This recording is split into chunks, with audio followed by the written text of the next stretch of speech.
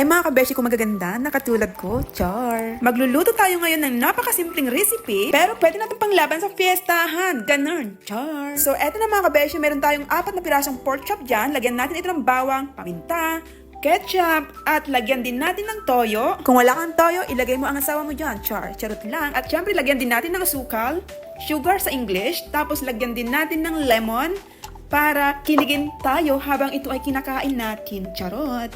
Tapos, syempre, ang gagawin natin dyan is lamasin natin, gamitin na natin ang ating mahiwagang kamay. Ganon. Lamasin natin ito ng mabuti para lahat ng mga sangkap na nilagay natin ay magkahalo-halo sila. Ganon. Tapos, after noon, takpan natin at ibabad natin ito ng at least 1 oras. Kung gusto mo, kahit 1 taon pa yan, pwede. So, makalipas ng 1 oras, lagyan natin ito ng 1 tasang tubig, takpan at pakuluan. Ayan, kumukulo na siya, buksan natin at baliktarin natin para maluto din yung kabilang side. Ganon. Ang ganda ko, no? Char. Ang kapal ng puti. Charot lang. Tapos, takpan natin to ulit at lutuin lang natin hanggang sa lumambot. So, ayan, titignan natin kung malambot na nga ba. Malambot na siya.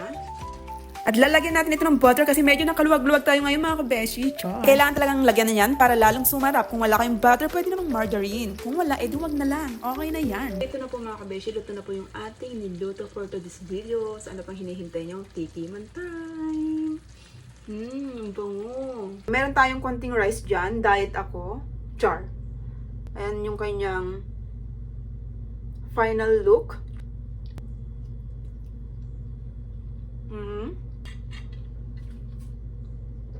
Ang sarap!